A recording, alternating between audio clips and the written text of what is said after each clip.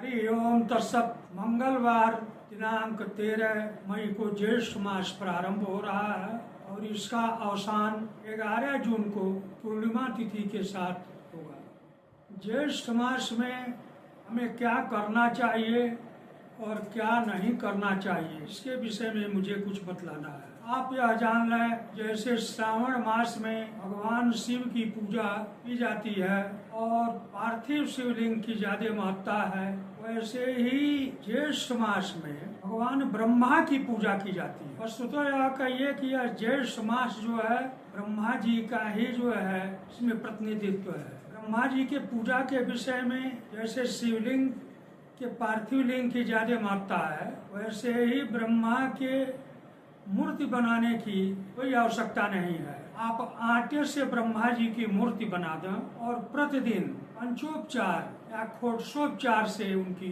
पूजा करें।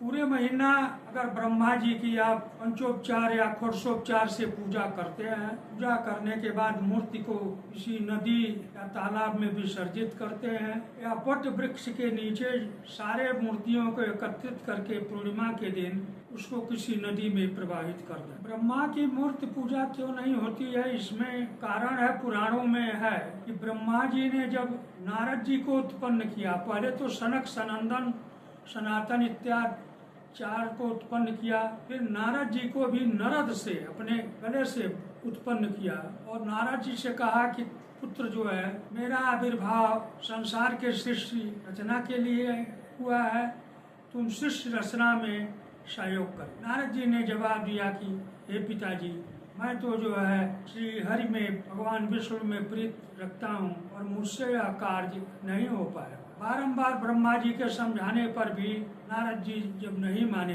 तो ब्रह्मा जी ने श्राप दे दिया, जाओ तुम गंधर्व योनि को प्राप्त हो जाओ और जिस संसार की वृद्धि के लिए मैं तुमसे आग्रह कर रहा हूँ नहीं कर रहे हो, तो 50 स्त्रियों का तुम भोग करोगे गंधर्व योनि में, फिर तुम एक दासी के घर जन्म लोगे और ब्राह्मणों का जूठन खा करके और फिर उनकी भक्ति करके अब तुम्हें फिर यह योनि प्राप्त होगी। नारद जी इस बात को सुन करके उन्होंने भी क्रोध में ब्रह्मा जी को यह श्राप दिया, ऐसा दारुण श्राप आप पिता होकर मुझे दे रहे हैं, तो मैं भी श्राप दे रहा हूँ, 3 कल्प तक आपकी न तो कोई मूर्ति होगी और न कोई मंदिर होगा, कोई स्तोत्र पाठ होगा, सिर्फ जो है आपको प्रतीक रूप में बना करके ज्येष्ठ मास में लोग पूजा करेंगे। और दूसरा, जब हवन आदि कार्य होगा तो उसमें दक्षिण दिशा में आपको आसन मिलेगा और हवन होने के बाद आपका भी विसर्जन हो जाएगा।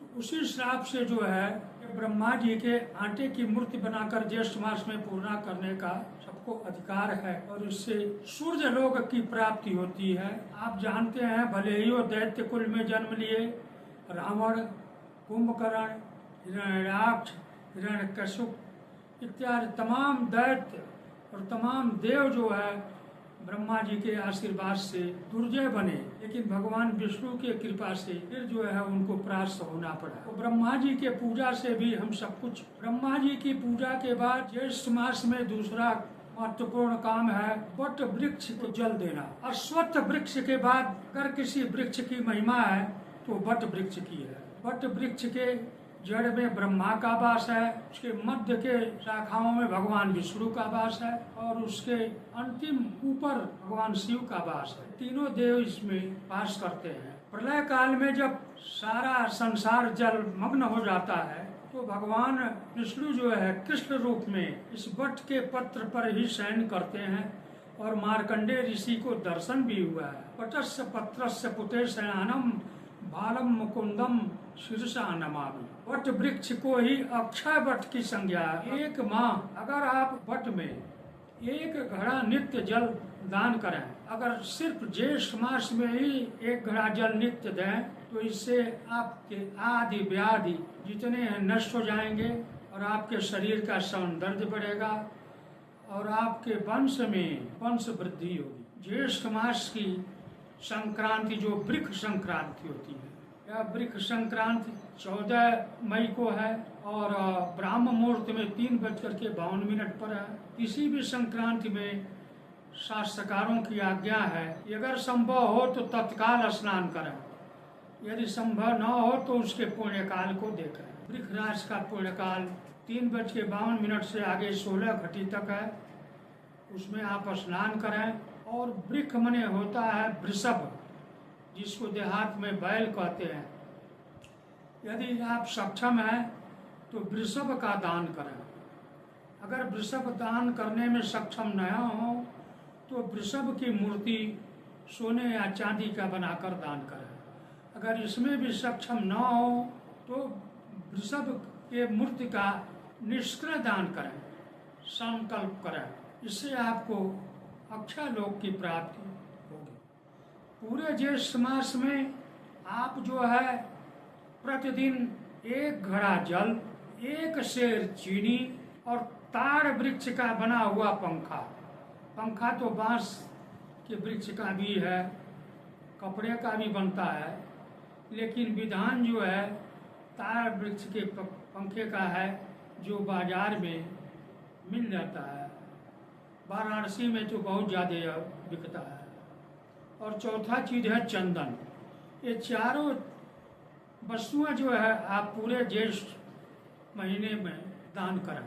ज्येष्ठ की पूर्णिमा को आप तिल का दान करें। और ज्येष्ठ के पूर्णिमा को यदि संभव हो तो आप पितरों का तर्पण करें या आमान्य श्राद्ध करें। इससे जो है पितरों का आशीर्वाद प्राप्त होगा और आपके परिवार की उत्तरोत्तर वृद्धि होती चली जाएगी। ज्येष्ठ मास के पूर्णिमा को ही छत्र, छाता और उपानव, जूता दान करने का भी विधान है। और यह संकल्प करके किसी ब्राह्मण को दान करें। अब ज्येष्ठ मास के महात्म्य को बतलाने के बाद मैं इस पर प्रकाश डाल रहा हूँ कि ज्येष्ठ मास में हमें कौन कौन कर्म नहीं करना चाहिए। तो ज्येष्ठ मास में ज्येष्ठ संतान अर्थात पहली संतान, चाहे वो कन्या हो या पुत्र हो, उसका विवाह नहीं करना चाहिए। अगर पुत्र है, द्विजाति है, तो उसका उपनयन संस्कार नहीं करना चाहिए। अगर वह पुत्र है या पुत्री है तो चूडाकरण संस्कार नहीं करना चाहिए, पर्णवेद संस्कार नहीं करना चाहिए। अगर प्रथम गर्भ से उत्पन्न अगर बालक है या बालिका है तो उसका विद्यारंभ भी ज्येष्ठ मास में और मार्गशीर्ष मास में नहीं होता है। मैं अब इतना ही चर्चा ज्येष्ठ मास के विषय में कर रहा हूँ। सर्वे भवन्तु सुखिनः, सर्वे सन्तु निरामया, सर्वे भद्राणि पश्यन्तु, माँ कश्चित् दुःख भाग्।